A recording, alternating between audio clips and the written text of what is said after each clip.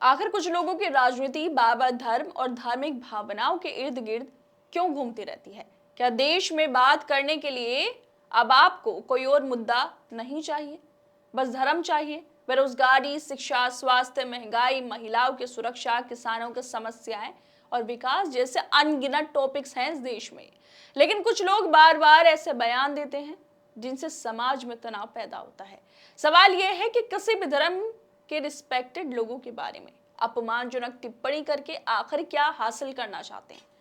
क्या यह सिर्फ सुर्खियां बटोरने का तरीका है या फिर लोगों का ध्यान असली मुद्दों से भटकाने की पूरी कोशिश है? किसी की आस्था का सम्मान करना एक सामान्य सामाजिक संस्कार होते हैं जिसे हम बचपन से सीखते हैं। लेकिन कुछ लोगों में ना संस्कार है, ना ही बोलने की अब तमीज बची है। और ऐसे ही लोगों में एक बीजेपी के नेता नाजिया इलाही खान भी शामिल हैं, जिन्होंने मोहम्मद साहब और आयशा रजी अल्लाह अन्हु पर एक घटिया, एक अपमानजनक टिप्पणी की है। वो वायरल हो गई है, जिसके बाद उनके खिलाफ महाराष्ट्र में 2 एफआईआर भी दर्ज की गई हैं।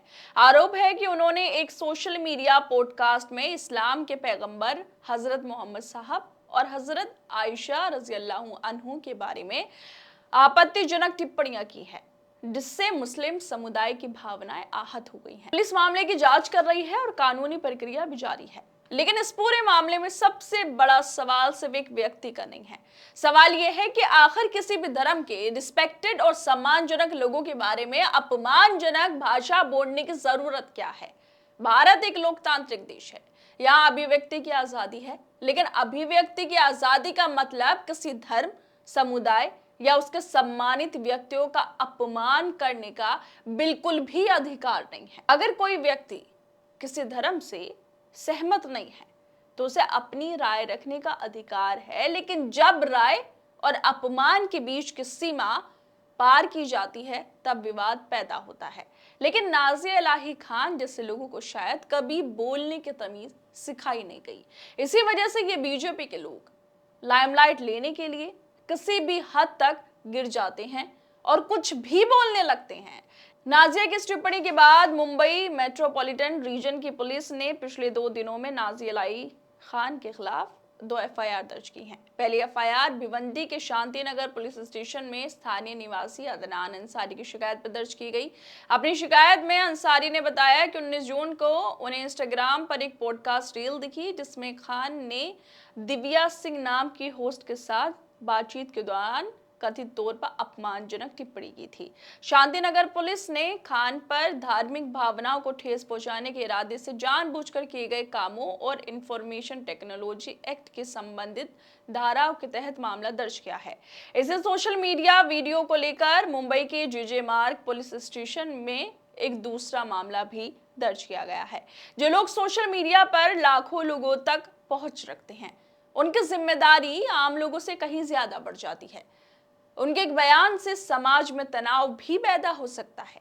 इसलिए शब्दों को चुनाव सोच समझकर जरूर होना चाहिए। लेकिन बीजेपी के कुछ नेताओं में सोचने की, बोलने की कुछ समझ नहीं है। ये भी नाजिया इलाही खान जो हैं, पहले भी कई विवादों को लेकर चर्चा में रही हैं। उनके कानूनी रिकॉर्ड में 2021 में कोलकाता पुलिस द्वारा की गई गिरफ्तारी भी शामिल है। उन पर आरोप था कि उन्होंने शादी से जुड़े एक विवाद में कानूनी मदद दिलाने के बहाने एक व्यक्ति से 6 लाख रुपए की धोखाधड़ी की थी। हाल ही में अप्रैल 2026 में उन्होंने ये दावा किया था कि मुंबई के अंधेरी में मौजूद लेंसकार्ट के एक आउटलेट ने कर्मचारियों के लिए बिंदी जैसे धार्मिक चिन्ह पहनने पर रोक लगा दी। लेंसकार्ट के फाउंडर पीयूष बंसल ने बाद में इन आरोपों का खंडन कर दिया था। आज के दौर में सोशल मीडिया पर सबसे आसान तरीका क्या है चर्चा में आने का? किसी संवेदनशील धार्मिक मुद्दे पर बयान दे दीजिए, किसी समुदाय को निशाना बना दीजिए, किसी विवाद को हवा दे दीजिए। ये सब वो मुद्दे हैं जिनसे आप शायद वायरल हो जाएं और फिर देखते ही देखते आपका जो वीडियो होता है वो वायरल हो जाता है। लेकिन समस्या ये है कि वायरल होने के जोड़ में समाज की शांति और आपसी भाईचारा जो है वो दांव पर लग चुका है। पिछले कुछ सालों में हमने देखा है, जब भी कुछ नेता, यूट्यूबर्स या इन्फ्लुएंसर्स के पास कोई ठोस मुद्दा नहीं होता तो वो धार्मिक और सांप्रदायिक बहसों के जरिए सुर्खियां बटोरने की पूरी कोशिश करते हैं। इससे ना तो देश का भला होता है और ना ही समाज का। देश में बेरोजगारी, शिक्षा, स्वास्थ्य, महंगाई और विकास जैसे बहुत सारे मुद्दे हैं, लेकिन इन पर चर्चा कम होती है और धार्मिक विवादों पर ज्यादा चर्चा होती है। अगर कोई भी व्यक्ति, चाहे वो किसी भी धर्म, जाति, संगठन या राजनीतिक दल से जुड़ा हो, जानबूझकर धार्मिक भावनाओं को भड़काने का या अपमानित करने का कोशिश करता है, तो उसके खिलाफ कानून के अनुसार कार्रवाई होनी चाहिए। क्योंकि कानून का डर खत्म हो जाए तो फिर समाज में अराजकता बढ़ने लगती है। और शायद यही वजह है कि नाजिया इलाही खान जैसे जो लोग हैं वो कभी भी कुछ भी बोल देते हैं।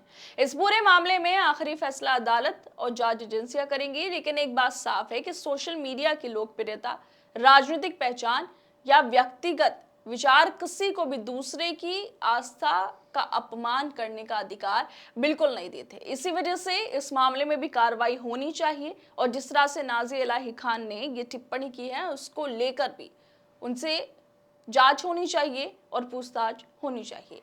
खैर दोस्तों, आप लोगों को क्या लगता है इस वीडियो को लेकर? हमें अपनी राय जरूर दें और बाकी तमाम खबरों को देखने के लिए जुड़े रहिए हमारे साथ।